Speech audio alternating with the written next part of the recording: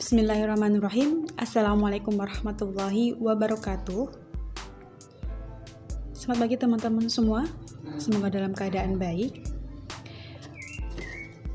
Pada kesempatan kali ini, marilah kita memulai acara perkuliahan hari ini dengan bacaan basmalah sekali saja. Bismillahirrahmanirrahim. Baik, kami dari kelompok 7 akan menyampaikan materi mengenai perkembangan anak usia prasekolah. Baik, saya akan memperkenalkan teman-teman saya.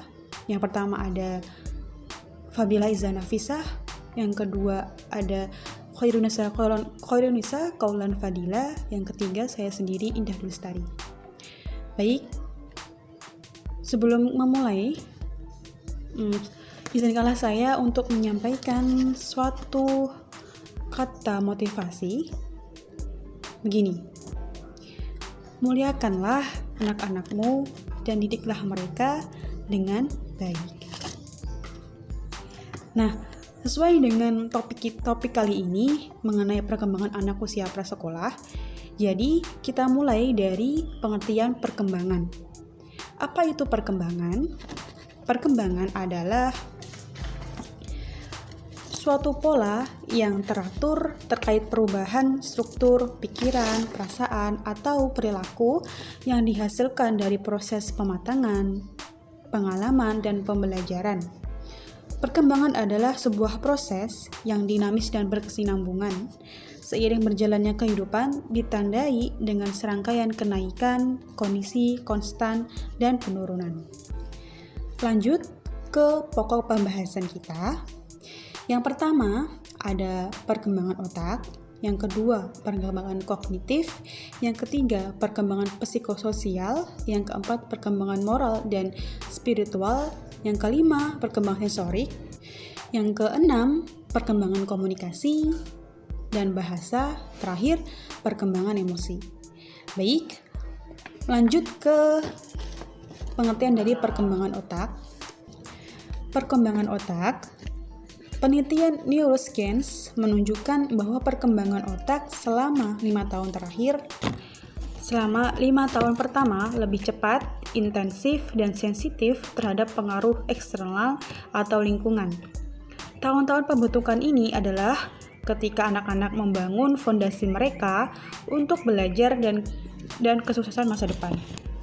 Dengan mengikuti pendidikan usia prasekolah, Anda dapat memanfaatkan tahap pembelajaran terbaik perkembangan otak anak Anda dan memiliki fasilitator yang terlatih dan berkualitas, atau disebut dengan pendidikan dini dalam banyak kasus, yang dapat memaksimalkan hasil pembelajaran. Kualitas orang tua memiliki dampak penting pembelajaran anak. Pendidikan prasekolah membantu anak-anak kecil mengembangkan keterampilan dasar yang membangun kecerdasan intelektual dan kecerdasan emosi yang baik. Lingkungan prasekolah memungkinkan anak-anak mengeksplorasi baik di dalam maupun di luar ruangan, dan yang paling penting adalah dapat memberikan anak-anak kesempatan untuk berinteraksi dengan teman sebayanya dan menstimulus pertumbuhan atau perkembangan sosial dan emosional. Baik, lanjut ke presentator yang kedua, Fabila Izana Fisah. Saya persilahkan, dan lanjut ke Khairunisa. Saya persilahkan. Yang kedua adalah perkembangan kognitif. Menurut teori Jean Piaget, anak usia prasekolah berada di tahap praoperasi. Pemikiran ini didasarkan pada pemahaman dunia yang mementingkan diri sendiri. Mereka mulai terlibat dalam permainan fantasi atau hayalan. Nah, anak usia prasekolah juga sering memiliki teman hayalan. Teman ini berfungsi sebagai cara kreatif anak untuk mencontoh berbagai kegiatan dan perilaku serta praktik keterampilan berbicara. Terlepas dari imajinasi ini, anak usia prasekolah juga mudah beralih antara fantasi dan kenyataan sepanjang hari. Yang ketiga adalah perkembangan psikososial. Menurut Erik Erikson, perkembangan psikososial pada anak usia prasekolah adalah membangun rasa inisiatif versus rasa bersalah. Mereka cenderung ingin tahu dan ingin mencoba hal-hal baru. Anak usia prasekolah merasakan suatu perasaan prestasi ketika mereka berhasil dan merasa bangga dengan seseorang yang membantu untuk menggunakan inisiatif mereka. Tahap pengembangan hati nurani selesai selama periode prasekolah, dan tahap ini merupakan dasar untuk tahap perkembangan moral, yaitu anak memahami benar dan salah. Yang keempat adalah perkembangan moral dan spiritual anak prasekolah. Kolbeck mengidentifikasi tahap ini antara 2 dan 7 tahun sebagai tahap prakonvensional yang ditandai dengan orientasi hukuman dan kepatuhan. Anak usia prasekolah tunduk pada kekuasaan orang dewasa. Anak usia prasekolah mematuhi atau tunduk untuk mendapatkan hadiah atau menghindari hukuman. Sejak usia prasekolah, psikososial inisiatif versus rasa bersalah wajar bagi anak memiliki rasa bersalah ketika berbuat kesalahan. Anak itu mungkin memiliki keyakinan bahwa jika seseorang sakit, maka itu karena kesalahan, dan kematian itu adalah hukuman.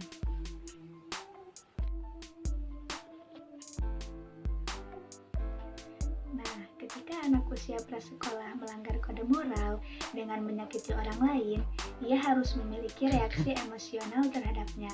Dan sementara rasa bersalah adalah tanda hati nurani yang sehat. Nah, sebagai orang tua, hendaklah membimbing anak agar merasa bersalah daripada malu. Seorang anak yang merasa bersalah mungkin menyadari dia masih orang baik yang mampu membuat pilihan yang lebih baik di masa depan mendatang. Selain itu, perbaiki perilaku anak Anda bukan melampiaskan emosi. Jadi, alih-alih mengatakan, berhentilah menjadi marah, namun katakanlah, tidak ada yang perlu disesalkan. Dan ingatlah bahwa mengajarkan agama dan memberi contoh merupakan pendekatan terbaik untuk anak usia prasekolah. Sensorik. Permainan sensorik bisa menciptakan kesenangan dan pengalaman belajar yang kreatif untuk buah hati. Anak-anak akan belajar keterampilan penting seperti memecahkan masalah dan berpikir kreatif. Caranya, dengan memanfaatkan benda-benda yang ada di rumah, justru dengan memanfaatkan barang yang selalu digunakannya, anak akan lebih mengerti. Permainan ini punya efek dahsyat bagi kemampuan kognitif, linguistik, dan sosial anak.